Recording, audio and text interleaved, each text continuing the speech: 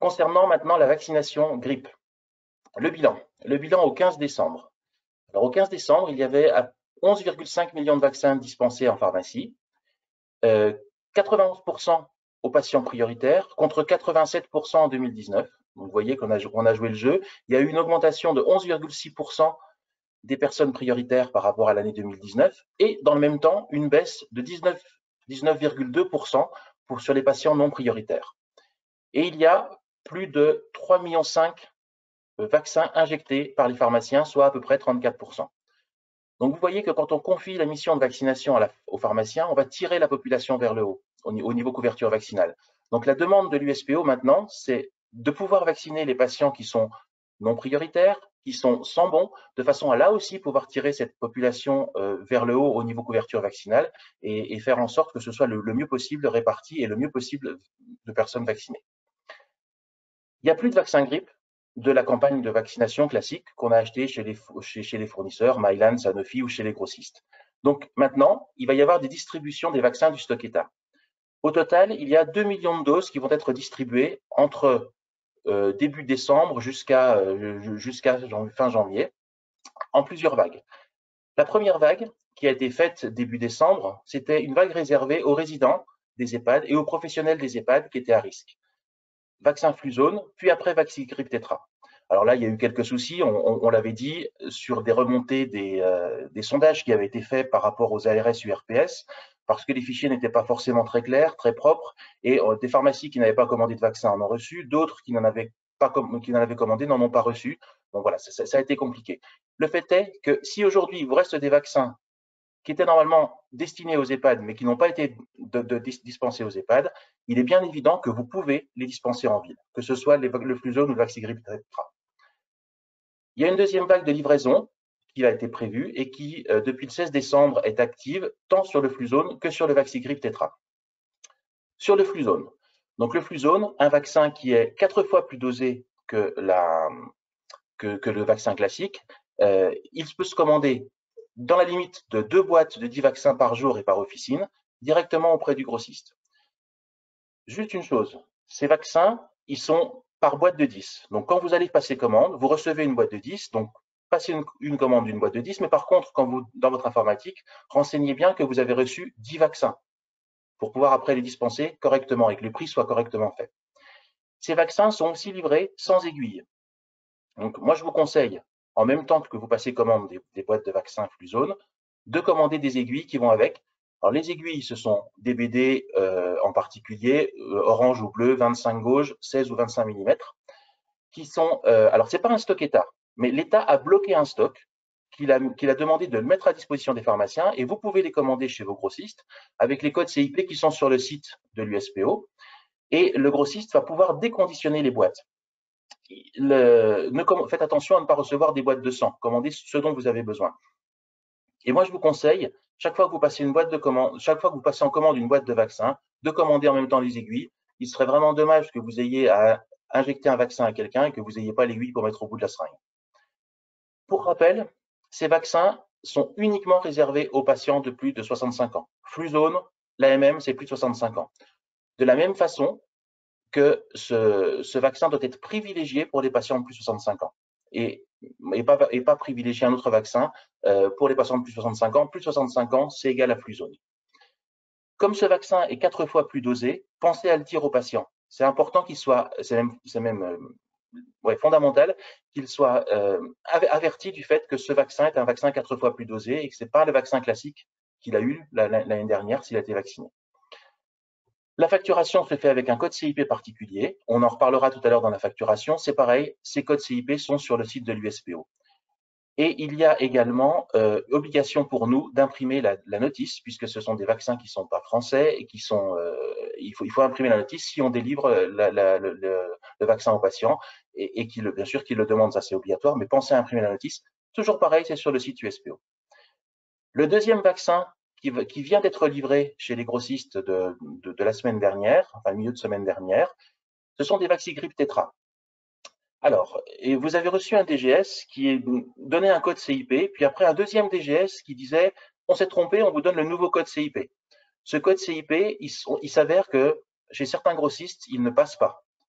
même si c'est le bon. Alors certains l'acceptent, d'autres ne l'acceptent pas. Donc peut-être passer par téléphone la commande pour être sûr de bien avoir ce dont vous avez besoin, plutôt que de passer un code qui ne sera pas reconnu par le grossiste.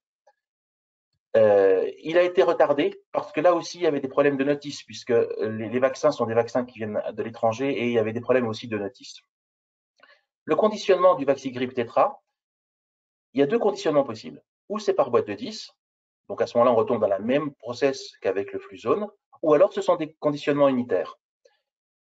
Moi, ce que je vous conseille, c'est de ne jamais passer le code barre des conditionnements unitaires. Si vous n'avez plus de Vaxigrippe classique issu de votre commande auprès de Sanofi ou des grossistes, et que vous passiez le code barre de Vaxigrippe Tetra issu du stock ETA, vous allez le facturer au prix du Vaxigrippe à 11 € et quelques. Et là, l'assurance maladie va sûrement beaucoup râler. Elle risque de faire des contrôles parce qu'elle sait qu'il n'y a plus de vaccin grippe aujourd'hui de Vaxigrippe Tetra, et donc les Vaxigrippe Tetra qui doivent être facturés doivent être faits avec le protocole Vaxigrippe vaccin issu du stock ETA. On en parlera tout de suite après. Donc faites attention à ne pas passer le code barre du Vaxigrippe. Un troisième vaccin est en train d'arriver, donc il va arriver semaine prochaine, qui est du Fluence Tetra. C'est un vaccin intranasal réservé aux enfants entre 2 et 17 ans.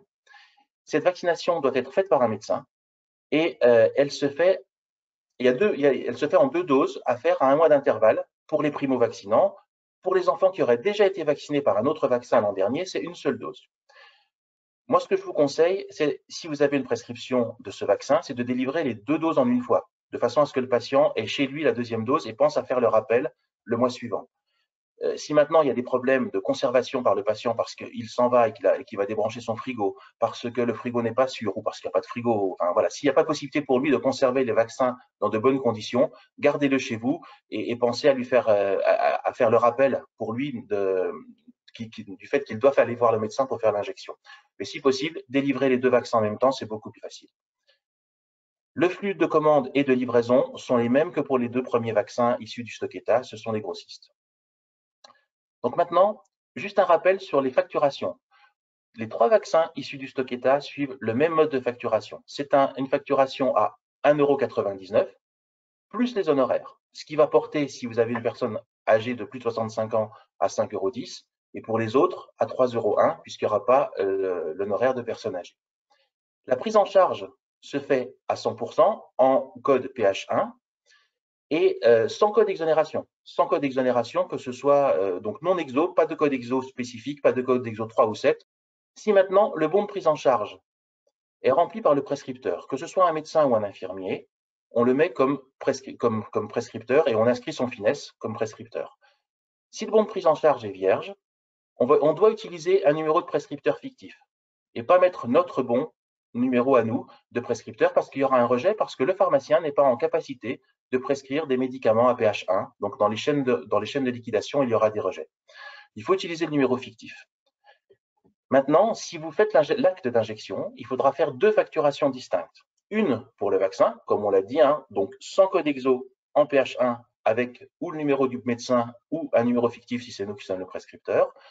Et l'autre facture, elle sera faite pour l'acte de vaccination, comme on le fait classiquement avec l'acte de vaccination et nous, comme prescripteurs, à 100% s'il y a une ALD ou une invalidité et 70% pour les autres cas. Maintenant, n'oubliez pas non plus, à la fin de la campagne, d'aller rechercher impérativement sur Dasri la déclaration du nombre de vaccins réalisés et le certificat comme quoi nous avons bien éliminé les vaccins, les seringues par quelque chose de propre, si l'administration nous pose des questions là-dessus. Quand est-ce que nous pourrons délivrer des vaccins grippe stock ETA aux patients sans ordonnance ou sans bon? Alors là, il y a eu un DGS urgent qui a demandé qu'on priorise jusqu'au 31 décembre. Donc je pense que si rien ne change, à partir du 1er janvier, on pourra le faire. Oui, mais il est possible qu'une personne prioritaire n'ait pas de bon, mais une ordonnance. Et donc là, vous pouvez leur… Ah ben là, si la personne est prioritaire sans bon et sans ordonnance, on peut le faire dès maintenant. Comment convaincre quel argument donner aux patients sur les vaccins Fluzone, étant donné que c'est 4 fois plus dosé, il y en a certains qui sont un petit peu réticents. Je pense qu'il faut dire que c'est un vaccin qui est utilisé depuis très très longtemps outre-Atlantique et sans souci particulier. Et on l'a réservé aux plus de 65 ans parce que le fait qu'il soit 4 fois plus dosé augmente la durée de l'immunité et chez des personnes qui ont parfois une immunité un peu plus fragile, un peu moins puissante, le fait d'utiliser un vaccin 4 fois plus dosé va augmenter sa durée la durée de l'immunité chez les patients. Je pense qu'il faut le dire comme ça. Globalement, moi, tout ce que j'entends, ça se passe plutôt bien. Est-ce que tu as parlé, je suis désolée, je n'ai pas entendu, mais est-ce que tu as parlé des rejets des dossiers Non, Fluzone? non, non, tout à fait. Donc, les rejets, malgré la facturation en PH1 sans code EXO, il y a eu beaucoup de rejets parce que la CNAM, oh, il y a quelque chose qui fait de l'écho, parce que la CNAM a pas forcément envoyé les bonnes chaînes de liquidation au CPAM local. Donc il y a eu des rejets. Ces rejets vont être traités manuellement. Donc nous, on va pousser pour que ce soit fait très rapidement, que ça ne pose pas de retard. Et la CNAM, normalement, a dû envoyer les bonnes directives au CPAM pour que ça se passe maintenant correctement. Donc s'il y a des rejets, les rejets vont être traités tout seuls. Enfin, tout seul, avec la CNAM, avec la CPAM, mais vous n'avez pas à recycler. J'ai eu plusieurs remarques de pharmaciens qui disaient que les Fluzone et les aiguilles étaient en rupture et les Vaxigrippe aussi. Alors, je suis un peu surprise. Est-ce que vous avez des infos là-dessus? En rupture Alors chez les non, grossistes déjà? alors on va déjà parler des aiguilles. Les aiguilles ont été en rupture au tout début. Maintenant, elles sont approvisionnées. J'ai regardé vendredi soir, il y en avait chez deux des trois grossistes. Donc il y en avait, ça y est, c'est bon. C'est ce que je vous ai expliqué. Ce ne sont pas du stock État. C'est un stock que l'État a bloqué et aux grossistes de les commander auprès de BD. Mais ça s'est réapprovisionné, ça arrive. Le Fluzone, j'ai pas entendu parler de rupture de Fluzone.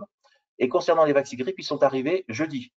Donc je pense qu'il n'y a aujourd'hui pas de rupture. Il y en aura peut-être lundi ou mardi en attendant la prochaine livraison, mais aujourd'hui, il n'y a pas de rupture. Pourquoi l'honoraire lié à l'âge, personne de plus de 65 ans, ne passe pas forcément quand je facture un vaccin du stock État à un patient de plus de 65 ans? Est-ce que c'est un problème de mon logiciel? Oui, Winpharma. je pense que c'est le LGO qui n'embarque pas l'honoraire dans la facturation du vaccin. Il faut se rapprocher du LGO, mais enfin, euh, qu'on nous fasse remonter de quel LGO il s'agit pour que nous aussi on puisse le saisir. Mais normalement, ça doit embarquer tout seul. Quelle est la TVA pour Fluzone et Vaxigrippe stock État? C'est de 10, je pense, mais je. Ouais, je pense que c'est du 2,10, mais comme on ne les payait pas, oui, je crois que c'est du 2,10, oui. C'est du 2,10, oui, oui, c'est du 2,10, ça me revient. De 10. Oui, c'est du 2,10, ouais. Les gens répondent 2,10, 2,10, TVA 2,10. D'accord. On est tous d'accord. Faut-il obligatoirement faire la facturation en deux temps, vaccin d'un côté et vaccination d'un autre côté, un seul temps préconisé par LGPI? Non, non, mais là, il ne faut pas faire. Il faut faire en deux temps. Si c'est vous qui prescrivez le vaccin, vous avez vu que c'était avec un code fictif parce que l'assurance maladie ne pourra pas faire le lien entre votre code et le PH1. Et donc la vaccination, l'acte de vaccination devra être fait avec votre code, c'est quand même bien. Donc il faudra faire deux actes différents, deux facturations différentes. On peut sur la vaccination avoir deux codes différents, un code normal et un code prévention. On ne peut pas avoir sur la même prescription deux prescripteurs différents. Ça n'a pas été pris. Que faire s'il me reste des stocks de Fluzone si je n'ai plus de malades? Ben, pour l'instant, les garder, et éventuellement, voilà, vous voir, mais s'il n'y a plus de malade, il n'y a plus de malade. Est-ce qu'il pourra les envoyer à une autre pharmacie? Non, Je pense rupture pas, de non. la chaîne du froid, le froid, c'est pas possible. C'est l'inconvénient du conditionnement en 10. Hein.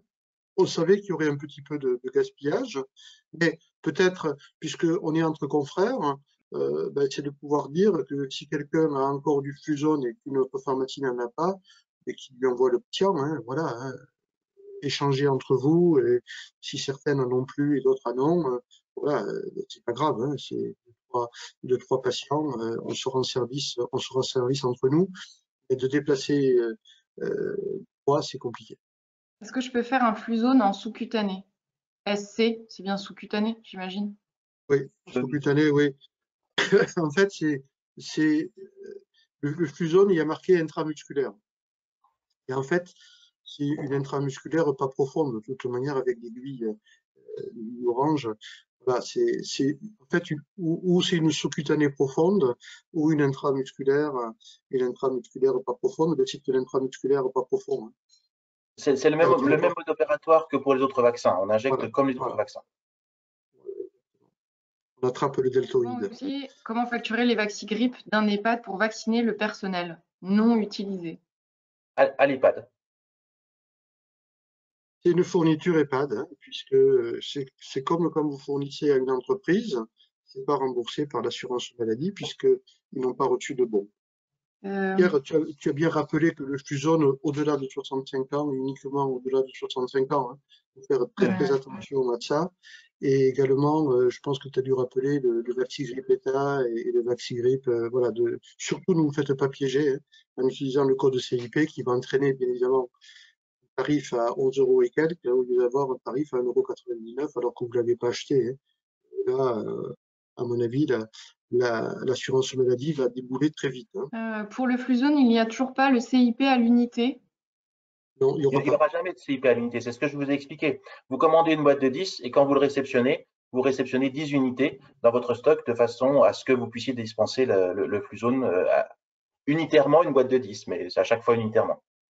Je vous promets une chose, on n'aura pas la réunion sur la grippe avant les fêtes. De toute manière, tout le monde est embolisé au ministère et nous aussi avec la vaccination contre la Covid. Et j'ai demandé une réunion avec les industriels. Maintenant, on va pouvoir faire le bilan de octobre, novembre, décembre sur la vaccination contre la grippe. Et moi, je veux un bilan et je veux qu'on fixe déjà la stratégie pour l'année prochaine. Le nombre de doses, la façon dont ces doses seront mises à disposition des pharmaciens avec un rythme adapté à la volonté de se vacciner et qu'on arrête. On a empêché, en fin de compte, les personnes qui pouvaient se faire vacciner d'être vaccinées quand ils n'avaient pas de bon. Donc ça, c'est inadmissible. Donc il faut maintenant qu'on pré-réserve déjà avec les pouvoirs publics et avec les industriels le nombre de doses que l'on aura besoin. Et nous, on veut vacciner tous les adultes, hein. On veut les vacciner, hein, même ceux qui n'ont pas de bon. Donc, ce genre de choses. Tout ça parce qu'on avait des risques de pénurie. Et bien, on se met dans une stratégie où on n'a pas de pénurie et on arrête ces bricolages avec le Fluzone, des vaccins finlandais, des vaccins de je ne sais pas où, avec des codes qu'il faut créer, avec ça va pas quoi. C'est fini. On l'a fait une fois, c'est bien, mais on revit pas ça l'année prochaine. Surtout pas quoi. Il faut dire que le ministère est assez d'accord. Il va falloir convaincre les industriels de travailler avec nous. Oui, parce que les industriels, aujourd'hui, les premiers bruits qui remontent de la campagne de vaccination grippe de l'an prochain, c'est vous ne pourrez pas commander plus de 10% de plus que ce que vous avez commandé cette année. Donc il va falloir qu'on se batte avec le ministère contre les industriels.